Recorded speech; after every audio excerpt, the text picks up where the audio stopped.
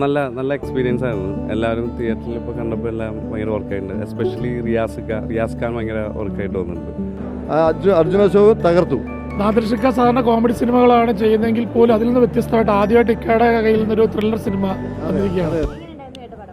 നല്ല നല്ല എക്സ്പീരിയൻസ് ആയിരുന്നു. എല്ലാവരും തിയേറ്ററിൽ ഇപ്പോൾ കണ്ടപ്പോൾ എല്ലാം ഭയങ്കര വർക്കായിട്ടുണ്ട്. എസ്പെഷ്യലി റിയാസ് ഖാൻ ഭയങ്കര വർക്കായിട്ട് തോന്നുന്നുണ്ട്. അതെ, അത് നിങ്ങൾ പറ. അപ്പേ മോനും പോലെ ഉണ്ടാ കണ്ടിട്ട് നല്ല എക്സ്പീരിയൻസ് ആയിരുന്നു. അതെ അതെ, ഇത് ക്ലച്ച് പിടിക്കും തന്നെയാണ് തോന്നണേ. കാരണം ഇത് കാണുന്ന എല്ലാവർക്കും വർക്കായിട്ട് വന്നിട്ടുണ്ട്. അപ്പോൾ തീർച്ചയായിട്ടും തിയേറ്ററിൽ കാണുമ്പോൾ എന്തായാലും വർക്കബിൾ പരിപാടിയായിട്ടാണ് തോന്നിയത്.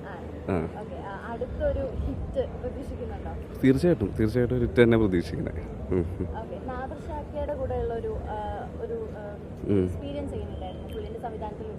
അത് ഭയങ്കര നല്ല എക്സ്പീരിയൻസ് ആയിരുന്നു. ഇപ്പോൾ പല സമയത്തും നാഷിക്കയാണ് ഈ പരിപാടി മൊത്തം എക്സിക്യൂട്ട് ചെയ്തത്. എങ്ങനെ എല്ലാം എന്താ പറയുക, എൻ്റെ ഇൻ ഡീറ്റെയിൽ പരിപാടിയെല്ലാം നാഷിക തന്നെയാണ് ചെയ്തേക്കുന്നത്.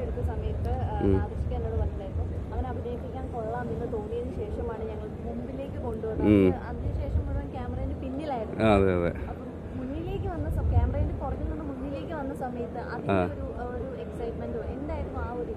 ഞാൻ അസിസ്റ്റൻ്റായിട്ട് വർക്ക് ചെയ്തത് അഭിനയിക്കാനുള്ള ഒരു ഓപ്പർച്യൂണിറ്റി കിട്ടാത്തതുകൊണ്ടാണ് അസിസ്റ്റൻ്റായിട്ട് നിന്നിട്ട് എങ്ങനെയെങ്കിലും അത് കിട്ടുമെന്ന് നോക്കിയത്.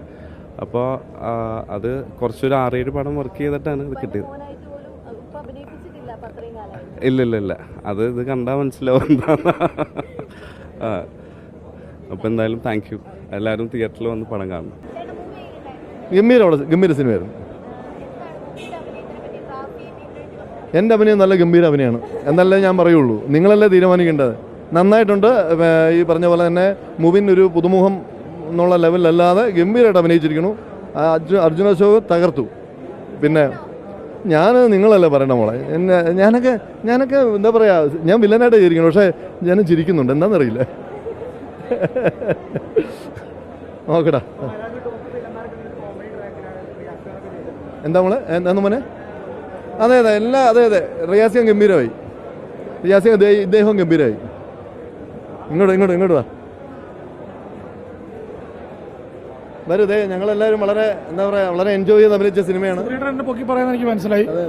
ഗംഭീരമായിട്ട് അഭിനയിച്ച പടമാണ്. എല്ലാവരും ഞാൻ ചെയ്തിരിക്കുന്ന എല്ലാവരും നല്ല രീതിയിൽ അഭിനയിച്ചിട്ടുണ്ട്. നാദിർഷിക്ക സാധാരണ കോമഡി സിനിമകളാണ് ചെയ്യുന്നതെങ്കിൽ പോലും അതിൽ നിന്ന് വ്യത്യസ്തമായിട്ട് ആദ്യമായിട്ട് ഇക്കയുടെ കയ്യിൽ നിന്നൊരു ത്രില്ലർ സിനിമ വന്നിരിക്കുകയാണ്. അതിനകത്ത് പക്ഷേ അതിന് കോമഡിയുണ്ട്, ചിരിക്കാനുള്ള കുറേ നർമ്മ മുഹൂർത്തങ്ങളുണ്ട്. പക്ഷേ ഇതൊരു എനിക്ക് തോന്നുന്നു എല്ലാവരും ഒന്ന് തിയേറ്ററിൽ വന്ന് കാണുകയാണെങ്കിൽ കുറച്ച് നേരം ചിരിക്കും. ഇപ്പോൾ നല്ല ഹിറ്റ് സിനിമകൾ ഓടുന്ന സമയമാണ്. ആ സമയത്ത് തന്നെയാണ് ഇത് ഇറക്കിയത്. എല്ലാവരും സുധീരേട്ടൻ്റെ കോമഡി ഉണ്ട്, അതാണ് വില്ലനായിട്ട് കോമഡി ഉണ്ട്. അത് പറയുന്നില്ല, സസ്പെൻസ് ആണ്, കണ്ടു മനസ്സിലാക്കുക. അതാ ഞാൻ പറഞ്ഞത്, ഞാൻ സീരിയസ് ആയിട്ട് ചെയ്തു. ഇവരെന്താ ചിരിക്കുമെന്ന് ഞാൻ ആലോചിച്ചു.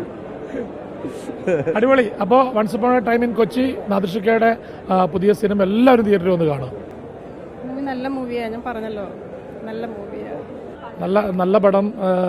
കാരണം നാദിർഷിക്ക എന്ന് പറയുന്ന സംവിധായകൻ, നടൻ, ഗാനരചയിതാവ്, എഴുത്തുകാരൻ, അദ്ദേഹത്തിൻ്റെ സിനിമ എന്ന് പറയുന്നത് എനിക്ക് തോന്നുന്നു ഒരു കോമഡി സിനിമയായിരിക്കും നിങ്ങളെല്ലാവരും പ്രതീക്ഷിക്കുന്നത്. പക്ഷേ ഇതൊരു വേറൊരു ജേണലുള്ള പടമാണ്, ഒരു ത്രില്ലർ പടമാണ്. ഇക്കയുടെ കയ്യിൽ നിന്ന് മറ്റൊരു നായകനെ കൂടി, ഞങ്ങളെപ്പോലുള്ള കലാകാരന്മാരെ ഒപ്പം ഇക്ക വളർത്തുന്നുണ്ട്. അതോടൊപ്പം ഇപ്പം മലയാള സിനിമയ്ക്ക് പുതിയൊരു നായകനെ കൂടി ഇക്ക സമ്മാനിച്ചിരിക്കുകയാണ്. മുബിൻ റാഫി എന്ന് പറയുന്ന റാഫിക്കയുടെ മോനാണ്. ചിരിക്കാനുണ്ട്, ചിരിയില്ല എന്നല്ല ഞാൻ പറഞ്ഞത്, ചിരിക്കാനുണ്ട്. നിങ്ങൾ ഫുൾ കോമഡി സിനിമ എന്നുള്ള രീതിയിൽ കാണണ്ട, ഒരു ത്രില്ലറാണ്. പ്രത്യേകിച്ച് നല്ല തിയേറ്ററിൽ കാണുക. കാരണം ഇവിടെ ഇപ്പോൾ ഞങ്ങളിപ്പോൾ എടപ്പള്ളി വനിതാ വിനീത തിയേറ്ററിലാണ് ഉള്ളത്.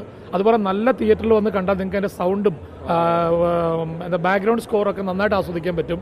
കാരണം അങ്ങനെ ഒരു ഇതിലാണ് അറ്റ്മോസ്ഫിയർ മിക്സ് ചെയ്തേക്കുന്ന ഒരു സിനിമയാണ്. അപ്പോൾ അത്രയും നല്ല രസമായിട്ടുള്ള സിനിമയാണ്. ഫാമിലിയായിട്ട് കാണാം. നല്ല സിനിമ എന്തായാലും. ഇല്ല ജിൻഡോണ് അവതരിപ്പിച്ചാണ്.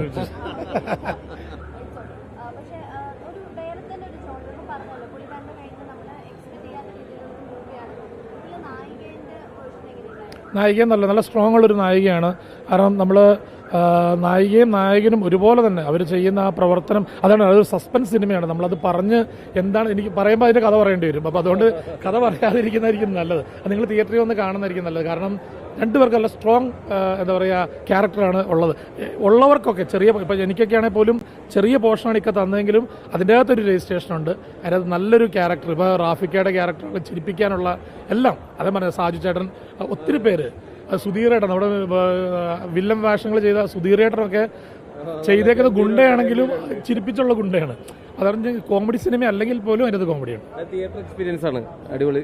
എന്തായാലും തിയേറ്ററിൽ തന്നെ ഈ സിനിമ കാണുക, അതാണ് ഞങ്ങൾക്ക് പറയാനുള്ളത്. കാരണം തിയേറ്ററിലേക്ക് ആളെ കയറ്റാൻ വേണ്ടിയിട്ടല്ല, തിയേറ്ററിലേക്ക് വേണ്ടി മിക്സ് ചെയ്ത സിനിമയാണ്. അപ്പോൾ അതുകൊണ്ട് ഇത് സിനിമ തിയേറ്ററിൽ വന്ന് കാണും.